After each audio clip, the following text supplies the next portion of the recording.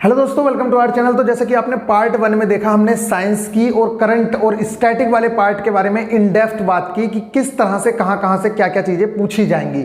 इसके बाद हम लोगों का जो मैथ्स है और रीजनिंग है, इसमें तो बिल्कुल टेंशन है ही नहीं, क्योंकि ये बिल्कुल खुल के बोला है और इसने सारे चैप्टर्स के बारे में बताया है कि कौन से चैप्टर से कहां से कितना आएगा। तो इन चीजों के बारे में ज्यादा टेंशन नहीं लेनी है। उससे इंपॉर्टेंट चीज एक ये है, बहुत सारे बच्चे कह रहे हैं कि भैया बूस्टर स्टार्ट कर दो, बूस्टर स्टार्ट कर दो। अरे मैं आप लोगों से क्या कह रहा हूं, अगर मैं यही चीज बूस्टर प्लान डे 1 में आपको सिलेबस डिस्कस कराता तब नहीं कराता क्या? पहले आप जिन चीजों से लड़ना है उन चीजों को तो समझ लो यार। अगर आप सिलेबस ही नहीं समझोगे, मतलब आपको यही नहीं पता है कि एग्जाम में क्या इंपॉर्टेंट है क्या नहीं है, तो आप टारगेट्स कंप्लीट करके करोगे क्या? इसलिए पहले खाका बनाना पड़ता है आपके दिमाग में। जब ये चीजें आ जाएंगी, इसी के बाद मैं आप लोगों को एक मोटिवेशनल वीडियो देने वाला हूं, जिससे आपके अंदर पूरी एनर्जी भर जाएगी और फिर आप देखना, जब आप टारगेट कंप्लीट करोगे तो आप बहुत ही आसानी से उन चीजों को अचीव कर पाओगे। अदरवाइज होगा क्या, 1 से 2 दिन करोगे और फिर उसके बाद डाउन हो जाओगे। इसलिए मैं आप लोग कह रहा हूं, एक सिस्टमेटिक वे में चल रहे हैं और बड़ी ही आसानी से सिलेबस कंप्लीट हो जाएगा। उस चीज की आप बिल्कुल टेंशन मत लो कि सिलेबस कंप्लीट होगा या नहीं होगा। सिलेबस सारा का सारा कंप्लीट हो जाएगा। 45 डेज है। इसका मतलब ये नहीं है कि आप मेरे भरोसे एकदम बैठ जाओ। अभी आप खाली हो तो उस चीज को पढ़ो ना, अपनी बुक्स उठाओ, निकालो, पढ़ो। जो मैंने बुक्स आपको बताई हैं, वो अगर बुक्स आपने मंगाई हैं तो उन बुक्स के ओवरव्यू करो, उन्हें देखो, जो सिलेबस आपको बताया है उसे इन डेप्थ लिखो। इन सारी चीजों को तब तक देख लो। और किसने मना किया है कि अगर आपका कोई वीक चैप्टर है तो अब जो बुक दिखाई है उसके प्रीवियस ईयर लगा लो उस टाइम तक। चलिए फिर अभी मैं ये बात करता हूं यहाँ की मैथ्स की और रीजनिंग की। तो हाँ, एक इंपॉर्टेंट बात और, बहुत सारे बच्चों को डर लगा हुआ है कि भैया 50-60 की कैटेगरी में पढ़े। भाई मैं आप लोगों को बता दूं, बिल्कुल अनप्रेडिक्टेबल वाली चीजें हैं, कुछ नहीं कह सकते हो। 50 वाले बच्चे का भी सिलेक्शन हुआ है और होगा भी आगे भी, ये नहीं है कि नहीं होगा सिलेक्शन। अगर टेक्स्ट बुक ने इस बार टेस्ट थोड़े डिफिकल्ट किए हैं तो वो सभी के मार्क्स डाउन जा रहे हैं, आपके नहीं। ऐसे बहुत सारे बच्चों के मैसेज आ रहे हैं कि भैया हमारे पहले 70 आ रहे थे, अभी हम 60 पे आ गए। इन चीजों के बारे में आप बिल्कुल टेंशन मत लो। मैं आप लोगों को टाइम टू टाइम गाइड करता रहूंगा और बहुत ही आसानी से ये जो 45 दिन है आप इसमें सिलेक्शन ले सकते हो। 45 दिन का टाइम जो होता है वो बहुत कम टाइम नहीं है, आपके पास बहुत ज्यादा टाइम है 45 दिन। अगर आपने पहले से तैयारी की है तब आपके लिए सोने पे सुहागा है, और अगर नहीं भी की है तब भी आप जीरो से स्टार्ट करके ये सारी चीजें कर सकते हैं। तो चलिए मैथ्स के सिलेबस के बारे में बात करता हूं। मैंने इसको 5 पार्ट में बांटा है। सबसे जो इजी पार्ट है और जहां से सबसे ज्यादा क्वेश्चन पूछे जाएंगे वो ये वाला पार्ट है। आप लोग देखिए, elementary statics, trigonometry, geometry, algebra और मेंसुरेशन। अगर आप देखो, सबसे जो हल्का चैप्टर है ना, इस चैप्टर की मैंने वीडियो दे रखी है, अभी मैं आप लोगों को डालूंगा टारगेट में, हम लेंगे उन चीजों को।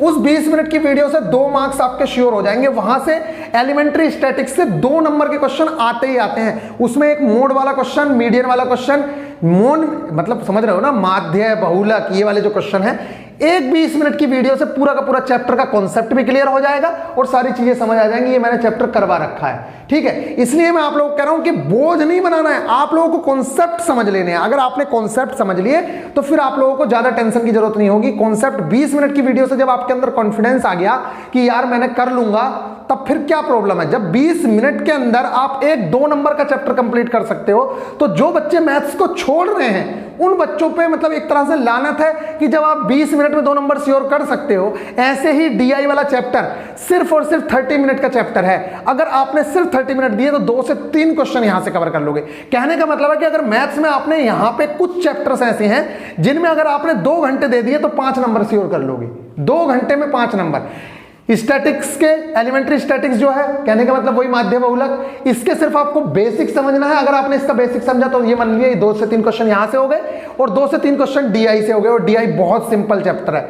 इसके अलावा ट्रिग्नोमेट्री से 1 से 2 क्वेश्चन देखने को मिलेगा, ज्योमेट्री से 1 ही क्वेश्चन देखने को मिलता है, उससे ज्यादा क्वेश्चन देखने को नहीं मिलते हैं। अलजेब्रा की मैं बात करूं तो 1 से 2 क्वेश्चन मिलेंगे और मेंसुरेशन से 1 से 2 क्वेश्चन मिलेंगे। इस तरह से 7 से 9 नंबर का वेटेज है ऊपर वाले पार्ट का। और अब बात करते हैं ट्रिग्नोमेट्री, ज्योमेट्री, अलजेब्रा, तो बहुत बड़ा है। तो इसमें आप लोगों को यह पता होना चाहिए कि ग्रुप डी में कितना आता है, और वो बताने के लिए हम यहां पे खड़े हैं। तो मैं आप लोगों को बताऊं, जैसे टाइम एंड वर्क वाला चैप्टर है, पाइप एंड सिस्टम वाला है, ये सीजीएल लेवल तक के भी क्वेश्चन पूछता है ग्रुप डी में।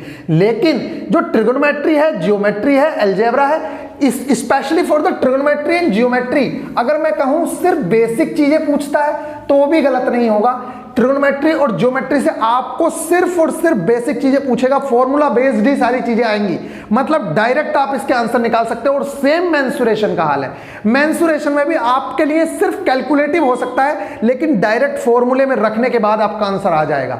इसलिए और अलजेब्रा की थोड़ा सा, अलजेब्रा में जो a प्लस बी का स्क्वायर, ये वाली जो चीजें हैं a प्लस बी का क्यू, इसमें थोड़ा सा डेप्थ में जाता है। तो time and work, pipe and system और ये वाला जो चैप्टर है इसमें वो डेप्थ में जा सकता है। इसके अलावा बाकी जो चैप्टर्स हैं उनमें ऊपर ऊपर ही घूमेगा ग्रुप डी के लिए। और वो ऊपर ऊपर कितना घूमेगा क्या है, तो जब हम आप लोगों के टारगेट में, मतलब बूस्टर प्लान में हम चीजों को लेके चलेंगे तो आप लोगों को सारी चीजें समझ आ जाएंगी, उसमें टेंशन लेने की जरूरत नहीं है।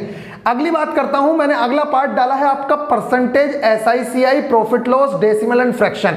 तो परसेंटेज से 1 से 2 क्वेश्चन देखने को मिलते हैं। एक आध क्वेश्चन या तो SI का मिल जाएगा या CI का, एक ही मिलेगा, ऐसा नहीं है कि सारे क्वेश्चन मिल जाए। एक क्वेश्चन आपको प्रॉफिट एंड लॉस से मिल सकता है, कई बार 2 क्वेश्चन भी प्रॉफिट एंड लॉस से देखने को मिल सकते हैं। पता तो चल ही रहा होगा, परसेंटेज, साधारण ब्याज, चक्रवर्ती ब्याज, लाभ और हानि, डेसिमल फ्रैक्शन, मतलब दशमलव और भिन्नों से एक क्वेश्चन देखने को मिल जाएगा। इस तरह से अगर आप लोग देखते हैं तो आपके पास ओवरऑल 4 से 6 क्वेश्चंस इस चैप्टर से, ये जो चैप्टर्स हैं इस वाले पार्ट से आप लोगों को देखने को मिलेंगे। तो सबसे इजी पार्ट कौन सा रहा? सबसे इजी पार्ट है ये वाला, जो ये वाला पार्ट है, इसमें ऊपर ऊपर से पढ़ के आप बहुत अच्छे मार्क्स गेन कर सकते हो। जैसे मैंने आप लोगों को बताया, आप एलिमेंट्री स्टैटिक्स कर लो, DI कर लो। अगर किसी का मैथ्स कमजोर है तो, अगर किसी का मैथ्स कमजोर है तो वो इन चैप्टर्स को तो जरूर निपटा लेना, क्योंकि ये 1 घंटे का भी चैप्टर नहीं है। ये आप 22 मिनट की मेरी वीडियो है, उस वीडियो को मैं सजेस्ट करूंगा, आप देखना। ये 22 मिनट के अंदर वो वाला चैप्टर खत्म कर लोगे, ऐसे ही आधे घंटे के अंदर ये वाला चैप्टर खत्म हो जाएगा। ठीक इसी तरीके से ट्रिग्नोमेट्री भी आपके लिए सिर्फ 1 से 1.5 घंटे की है, जो ग्रुप डी के लेवल की है। इसलिए आपको अपना लेवल जरूर पता होना चाहिए कि मेरे एग्जाम में क्या चीजें पूछने वाला है। और वो लेवल कैसे पता चलेगा? वो लेवल ऐसे पता चलेगा कि आप जब प्रीवियस ईयर देखोगे आपको पता चलेगा ये तो 5 फॉर्मूलों के इर्द गिर्द ही घूम रहा है, उससे ऊपर बढ़ ही नहीं रहा है। मतलब हमारा जो ग्रुप डी का लेवल है वो सिर्फ उन 5 फॉर्मूलों तक ही सीमित है। समझ आ रही है ना? ये तब पता चलेगा जब आप अपने ग्रुप डी के क्वेश्चंस को एनालिसिस करोगे। तो ये हो गया। ज्योमेट्री में बात करूं तो direct formula based question, formula based का मतलब थ्योरम के बेस पे, ठीक है। जैसे अर्धवृत्त में स्थित कोण समकोण होता है, मतलब बहुत छोटी छोटी चीजें आप लोगों से पूछी जाएंगी। डायरेक्ट अगर क्वेश्चन पूछेगा तो वही जैसे आप लोगों को पता है कि किस तरह के क्वेश्चन पूछता है वो, ठीक है। ये दे देगा, यहां से आपसे पूछ लेगा कि भैया इसका बता दो, ये वाली चीज है, ये दे देगा। मतलब बिल्कुल सिंपल से चीजें आपके सामने आने वाली है, कोई बहुत डिफिकल्ट चीज नहीं आएगी। और ज्योमेट्री वगैरह का बेस मैं तैयार कराने के लिए खड़ा हूं ना, मैं आप लोगों को तैयार कराऊंगा उस चीज को। मैंने आपसे कहा है एडवांस मैथ कराने को, तो एडवांस मैथ करा देंगे। इसके बाद परसेंटेज ऐसा ही पता चल गया है। नंबर सिस्टम बहुत ज्यादा इंपॉर्टेंट है, क्योंकि ग्रुप डी है इसलिए ये बेस है उस चीज का। तो नंबर सिस्टम, बी बोर्ड मास से तो 2 से 3 क्वेश्चन आप लोगों को देखने को मिलेंगे। 1 से 2 क्वेश्चन नंबर सिस्टम से मिलेगा। रेशियो प्रोपोर्शन से कभी मिल जाता है क्वेश्चन, कभी नहीं मिलता है। तो एक क्वेश्चन यहां से स्क्वायर एंड क्यूब रूट से एक क्वेश्चन 100% आता है, मतलब कि सिंपल सा स्क्वायर रूट निकालने आ जाएगा, ठीक है। स्क्वायर रूट निकालने मतलब वर्गमूल निकालने के लिए आ जाएगा। और वर्गमूल निकालने के लिए मैं आप लोगों को बता रहा हूं, कोई ट्रिक की जरूरत नहीं है, बड़ी ही आसानी से आप लोग जो उसका बेसिक फंडा है उससे निकालो, क्योंकि कई बार ट्रिक काम नहीं करती है, आप अपना क्वेश्चन गलत करके आओगे। इसलिए बेसिक से निकालो, बहुत आसानी से और बड़ी ही जल्दी हो जाता है। 2 से 3 डिजिट का भी होगा तब भी बहुत आसानी से निकाल सकते हो, ठीक है। तो आपका ये हो गया क्यूब स्क्वायर रूट। और HCF LCM से एक क्वेश्चन देखने को मिलेगा जो बहुत ईजी लेवल का होगा। मतलब HCF LCM का क्वेश्चन ऐसा होगा कि बहुत ही आसानी से आप उस चीज को निपटा सकते हो। तो ये रहा आप लोगों का नंबर सिस्टम। बी बोर्ड मास बहुत अच्छे से समझ लेना, इसके कुछ क्वेश्चंस मैं कराऊंगा जो कंफ्यूजिंग टाइप के हैं, मतलब जो बच्चे गलत करके आते हैं उन क्वेश्चंस को मैं कराऊंगा। जैसे कि मैं आप लोगों से क्वेश्चन पूछ लेता हूं एक बार, चलिए ये वाला क्वेश्चन सोल्व करके दिखाना कोई, ठीक है। ये क्वेश्चन आप लोग सोल्व करना, इसका आंसर देना, किधर से सोल्व होगा, कैसे होगा, ठीक है। सब में क्या है, भाग के चिन्ह लगे हुए हैं। नेक्स्ट है time and work and pipe and system. ये मैंने आप लोगों को बता दिया, लगभग 3 से 4 क्वेश्चंस आप लोगों को देखने को मिलने वाले हैं। 2 क्वेश्चन तो टाइम एंड वर्क से मिलेंगे, एक आध क्वेश्चन पाइप एंड सिस्टम से मिलेगा देखने को। और इन डेप्थ जाएगा, बहुत हद तक अंदर तक घुसता है। चैप्टर कंप्लीट करा रखे हैं मैंने, आप लोगों को मैं सजेस्ट करूंगा आप वीडियो देखोगे, कोई टेंशन नहीं रहेगी, एक एक क्वेश्चन निपटा लोगे आप। और जिन क्वेश्चन में प्रॉब्लम आएगी आप बताना, वो प्रीवियस ईयर में यहाँ पे बोर्ड पे दोबारा करवा दूंगा। नेक्स्ट है time and distance, boat and stream, as calculation. इससे भी कभी कभार एक क्वेश्चन यहां से मिलता ही है। बोट स्ट्रीम से मिल गया नहीं तो कंफर्मेशन नहीं है, लेकिन यहां से एक क्वेश्चन मिलेगा ही। इस तरीके से अगर आप क्वेश्चन देखोगे तो यहां पे 7 4 11 6 15 और 2 15 तो 17 और 6 17 6 हो गए 23। तो इस तरीके से 23 से 25 नंबर का ऊपर नीचे बोल रखा है। 7 से ये तो मैंने मिनिमम वाले जोड़े हैं, तो एक आध नंबर ऊपर नीचे होगा, तो 25 नंबर का आप लोगों का ये मैथ्स कंप्लीट हो जाता है, जो बहुत इजी है। अगर किसी का मैथ्स वीक है तो उसके लिए मैं बता रहा हूं, ये वाला कंप्लीट कर लेना, एलिमेंट्री स्टैटिक्स, डीआई जरूर कर लेना, स्क्वायर और क्यूब रूट, बी बोर्ड मास और number system, time and work और पाइपन सिस्टम, इतने चैप्टर जरूर से जरूर कर लेना। एसआई सीआई बहुत सिंपल तरीके से बता देंगे, उस चीज को निकाल लेना बस। अगर इतना करके चले जाओगे तो मैक्सिमम क्वेश्चन आपके फंस जाएंगे, अगर किसी का वीक है तो। अदरवाइज सारा का सारा करना जरूरी है, जिसको मार्क्स गेन करने हैं बहुत अच्छे, उसे सब कुछ करना ही पड़ेगा। नेक्स्ट मैं बात करता हूं रीजनिंग की। तो रीजनिंग में मैंने बांटा है स्लोक्स, Venn diagram, DI and sufficiency, conclusion and decision making. ये जो है स्लोक्स वाला चैप्टर, वेन डायग्राम वाला चैप्टर, डीआई और सफिशिएंसी। सफिशिएंसी का मतलब होगा, वो आजकल मैथ्स में भी डेटा सफिशिएंसी वाले क्वेश्चन पूछना शुरू कर दिया है। मतलब कि वो क्वेश्चन देगा और वो पूछेगा कि क्या ये डेटा सवाल को हल करने के लिए पूरा है, कंप्लीट है या नहीं है। तो आप लोगों को उसके बारे में बताना होगा कि ये डेटा जो है कंप्लीट है या नहीं है। टाइम एंड वर्क में भी वो इस तरह के क्वेश्चन पूछता है, इसलिए उसका बेसिक जरूर आरएस अग्रवाल से आप देख लेना। क्यों? क्योंकि पिछली बार ग्रुप डी में जो क्वेश्चंस देखने को मिले हैं वो ऐसे ऐसे क्वेश्चन देखने को मिले हैं कि उसने 3 स्टेप दे रखे हैं, मतलब क्वेश्चन को सोल्व करने के स्टेप खुद से दे रखे हैं। आपसे कहा कि इसे क्रम में लगाओ, मतलब 3 से 4 स्टेप देके वो कह रहा है इसे क्रम में लगाओ कि पहला स्टेप कौन सा आएगा, दूसरा कौन सा आएगा। तो इस तरह के क्वेश्चन पूछ सकता है। डेटा सफिशिएंसी का मतलब पता ही है आप लोगों को। डेटा सफिशिएंसी का मतलब होता है कि कुछ आंकड़े देके आपसे पूछेगा कि क्या ये मतलब आंकड़े पर्याप्त हैं इस क्वेश्चन को सोल्व करने के लिए या नहीं है। नेक्स्ट है conclusion and decision making. Conclusion का पता ही है, जो कथन निष्कर्ष वाले क्वेश्चन आते हैं। नेक्स्ट है स्टेटमेंट, आर्ग्यूमेंट एंड अजम्पशंस। ये मोस्ट इंपोर्टेंट चैप्टर है। यहां से इसके लिए मैंने आप लोगों को पहले ही बताया, जब आप प्रीवियस ईयर की बुक से, जो मैंने आप लोगों को बुक दिखाई है, जो ये वाली बुक है, ये वाली जो बुक्स हैं ये देख सकते हो आप, ये वाली जो बुक्स हैं रीजनिंग की, जो ये वाली बुक है, ऐसे ही मैथ्स की बुक है, जब आप इनसे क्वेश्चंस लगाओगे तो आपको समझ आ जाएगा। देख लो एक बार ढंग से, ठीक है, तब आप लोगों को समझ आ जाएगा कि जो क्वेश्चंस हैं उनके आंसर्स हमें किस तरह से देने हैं। इसलिए जितनी ज्यादा इन क्वेश्चंस की प्रैक्टिस कर लोगे, उससे बाहर आप लोगों को क्वेश्चन देखने को नहीं मिलेगा। नेक्स्ट है अल्फाबेटिकल एंड नंबर सीरीज। ये तो सब मैथ्स से रिलेटेड है, जिसका मैथ्स अच्छा है बड़ी ही आसानी से सारे क्वेश्चन निपटा लेगा। अल्फाबेटिकल सीरीज भी उसे बहुत अच्छे से समझ आ जाती है। नंबर सीरीज जो वही आती है कि 3 5 7 तो आगे क्या होगा, घट रही है, बढ़ रही है, जुड़ रही है, इनकी ट्रिक्स होती हैं। अगर आप ट्रिक्स से करोगे तो बहुत आसानी से कर लोगे। जो हम जब बूस्टर कराएंगे तो जो भी चैप्टर मैं लूंगा उसके बेसिक्स फंडे में आप लोगों को समझाऊंगा डेली, ठीक है। कोडिंग एंड डिकोडिंग बहुत सिंपल सा चैप्टर है। मैथमेटिकल ऑपरेशंस, इसमें वही वाली चीजें आती हैं कि 2 दोस्त मतलब 11 लोगों से आपने हाथ मिलाया। ये वाले जो क्वेश्चंस हैं कि हर संख्या, हर मिनट तालाब में जो मछलियों की संख्या है वो 2 गुनी हो जाती है, तो 32 मिनट बाद क्या हो जाएगी। इस तरह के जितने भी क्वेश्चंस हैं मैथमेटिकल ऑपरेशन से आएंगे, जो मैथ्स वाले सारे के सारे क्वेश्चंस कर सकते हैं। वही 4 टांगे कबूतर के 2 टांगों वाले क्वेश्चन जो आते हैं वो इसी में आते हैं। नेक्स्ट है analogy and similarity, most important chapter है। इस चैप्टर के बारे में अगर मैं बात की तो ये जो चैप्टर है मैं आप लोगों को बता दूं मोस्ट इंपोर्टेंट चैप्टर माना जाता है, क्योंकि इस चैप्टर के थ्रू आप लोगों की जीके भी तैयार होती है। एनालॉजी एंड सिमिलैरिटी में जिसकी जीके जितनी ज्यादा बेस्ट होगी, क्योंकि क्वेश्चन ही ऐसे पूछता है, क्वेश्चन पूछ लेगा दिल्ली और उसके आगे लिख देगा दिल्ली, फिर पूछ लेगा यूपी, उसके आगे क्या, तो कैपिटल्स याद होनी चाहिए। ऐसे लिख देगा भारत, आगे लिख देगा रुपया, फिर बांग्लादेश, आगे क्या, टका आंसर।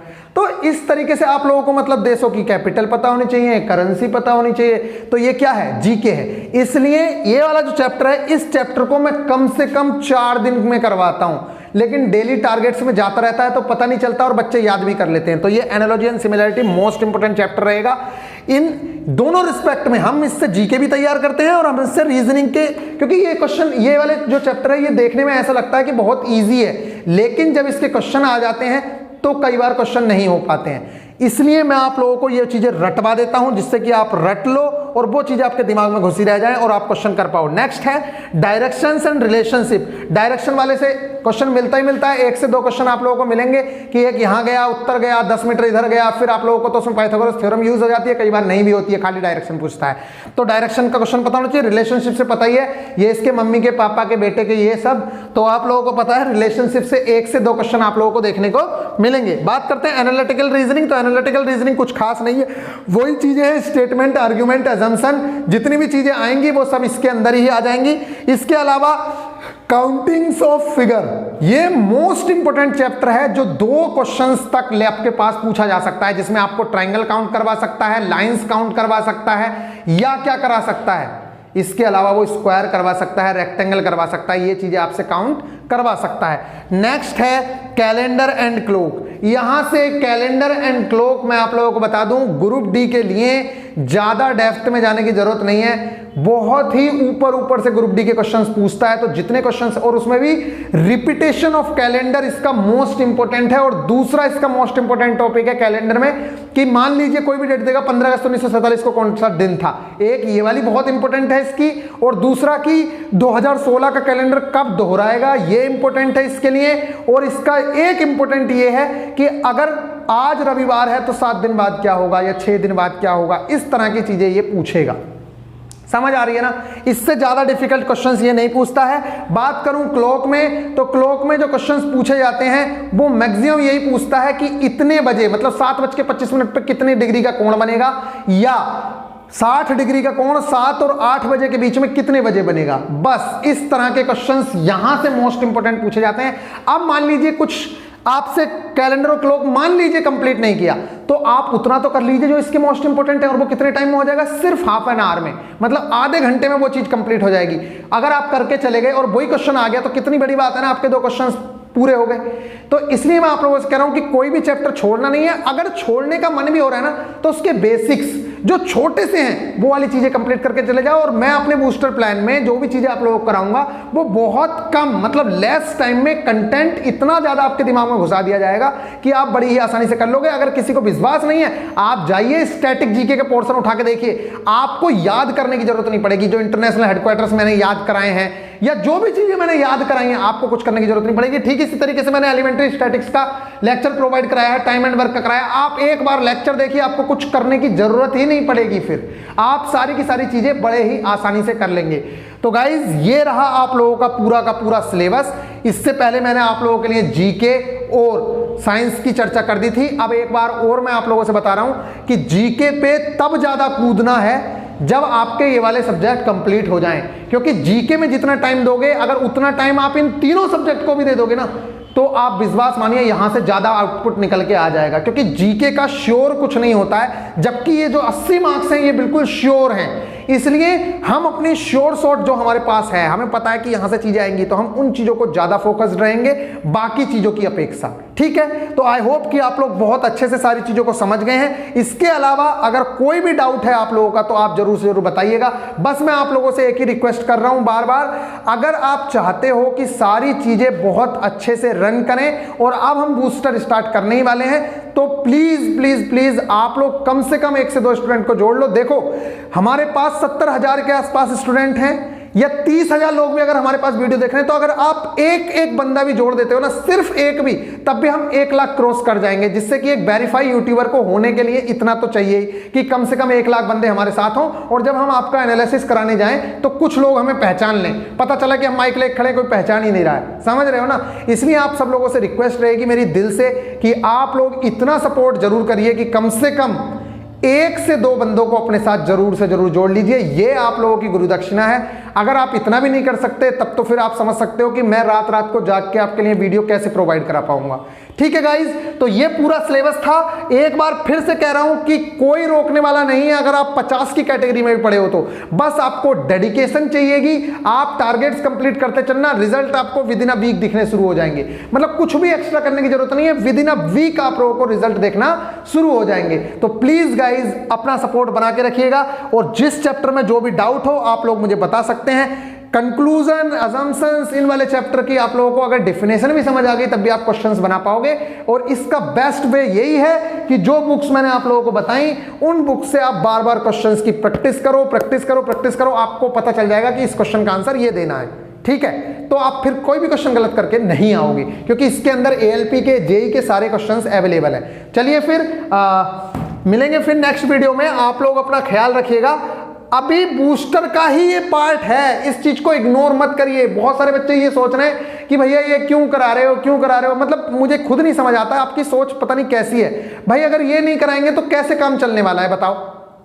चलिए फिर मिलेंगे नेक्स्ट वीडियो में। अपना ख्याल रखिएगा। पूरा का पूरा सिलेबस एनालिसिस हो गया है, इन डेप्थ सिलेबस आपका एनालिसिस करवा दिया गया है, कहां से कितने नंबर का क्वेश्चन पूछे जाने वाले हैं। इसके बाद हम लोगों के पास अब एक ही चीज बचती है, आप लोगों के लिए एक मोटिवेशनल वीडियो और दूसरी स्ट्रैटेजी और बूस्टर किस तरीके से चलेगा और बूस्टर में क्या क्या चीजें हैं।